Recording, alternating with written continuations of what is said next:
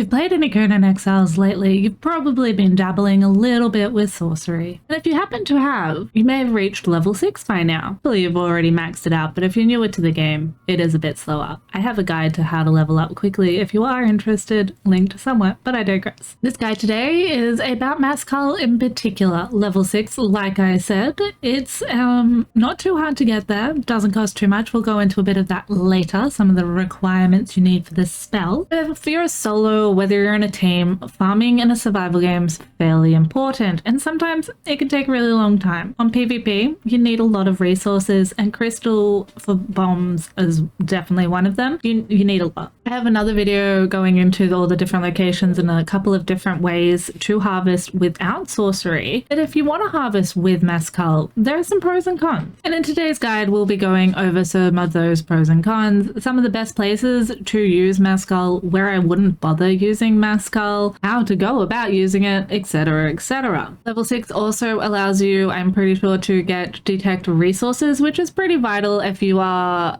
after blood crystals, but that is again another video. As crystals pretty finicky to get, it's one of the better places to use CULL for sure. So we're gonna demonstrate in here. I would still be bothered to use a black blood pick with an advanced kit on it. I wouldn't bother using one with oils on it in a place like crystal. But what you're gonna want to do is equip your staff. You are going to need at least 20% corruption. Shape the raw resources of nature, reality itself. Escalade. And then over here we have harvest recall minerals in an area around the caster, commonly known as CULL. If you want to hit that, you are going to need some cloth pouches. We're going to go into all of that later.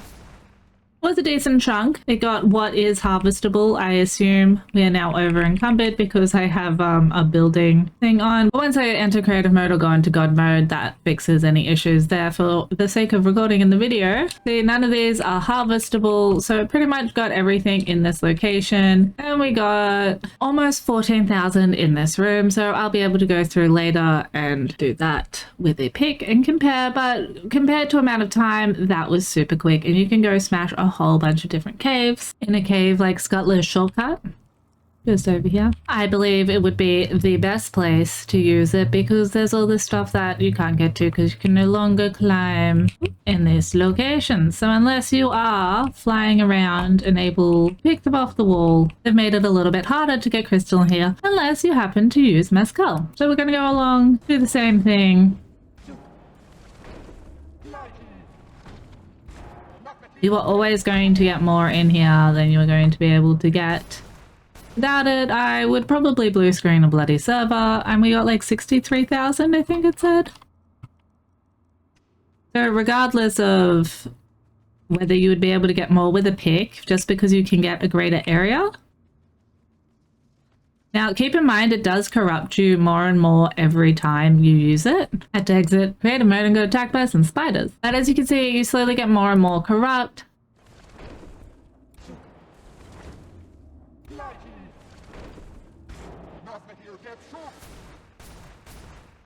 That got us another decent chunk. I wouldn't advise harvesting things like the ichor in here, particularly with that, because we didn't get very much. With one swipe of a black blood sickle with an advanced toolkit, you'll get like 300 just as it is with a efficient harvest build, because Gossamer is a one-hit harvestable. Just to show you what you're going to get, it's going to be a little bit on the random side. Sometimes you'll get...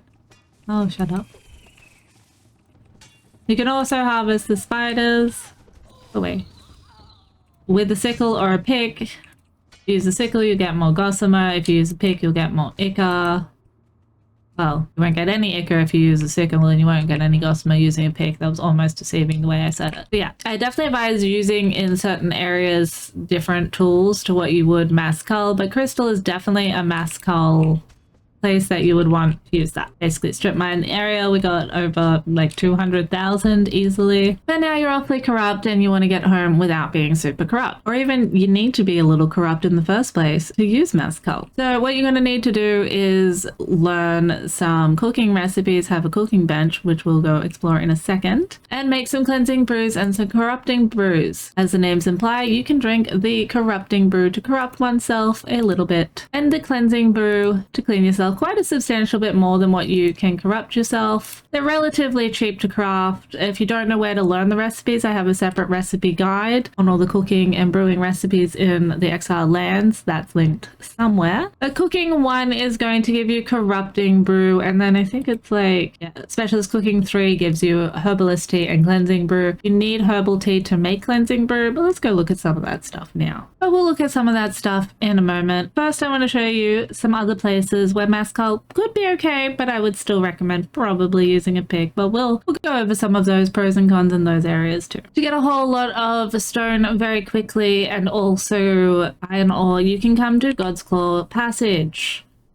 There's also the Tower of the Bats area, which is pretty good for a lot of iron ore as well. A couple other places about Descent of Dagon and stuff. Got other guides that cover areas. You can get a lot with a black blood pick around these hoods regularly. It's definitely a slow process, and on a PvP server you want to get in and out as quick as possible, and sometimes doing things quicker for a little less gain can actually end up with you having more because you're able to get any. If you know, you know.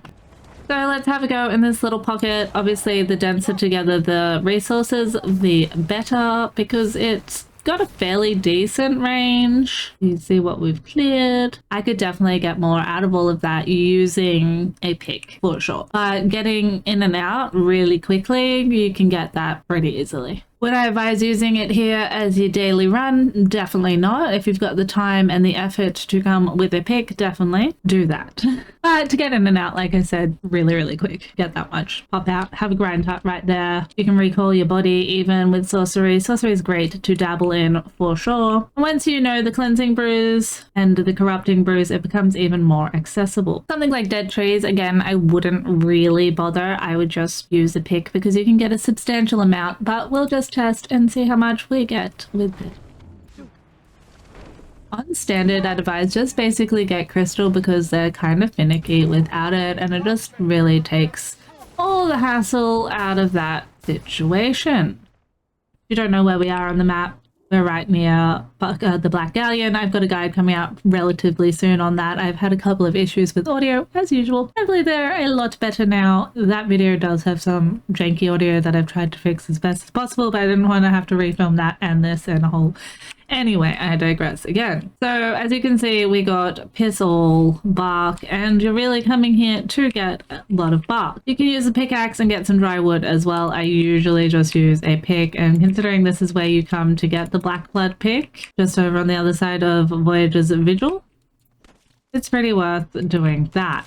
We've already got more. And using a pick rather than a pickaxe unless you want all of the sticks for some reason. To make the cloth pouches, you're going to need an alchemist bench. The fancier, the cheaper it will be. I only have an improved one for the sake of this one right now because it's not too expensive. Still, these resources fairly easy to come by. That's going to make one pouch. So justify how you want to use it, and if those resources are rarer to you, don't willy-nilly throw them away. For the brews, you can use just a shitty stove. They cost the exact same. They take the same feed. They're a 1-for-1 kind of situation. I mean, your fiber is going to be 3, I think, in a... No, actually, I think it's exactly the same. I don't even think an improved cooking station makes anything cheaper at all. Just has more spots. But yeah, as you can see, they're relatively cheap to craft. You're going to need those resources. The cook's going to make it quicker. They don't expire, so you don't need to put them in a fridge. You can just carry them around with you all the time. Same if you're using like the Bat of Nurgle, you need a lot of corruption if you don't happen to have like a black feather helm or a legendary something to help you. A pretty good way. And if people are using corruption against you as well, you can carry around those cleansing brews if you don't want to be corrupt. Dancers will help with that as well, and there's a couple of other bits of legendary armor like the champion pants that slowly relieve your corruption over time. But you can also visit Conan's house in Sepumaru. I've got a whole guide on Sepumaru if you haven't been over there. Check that out. I hope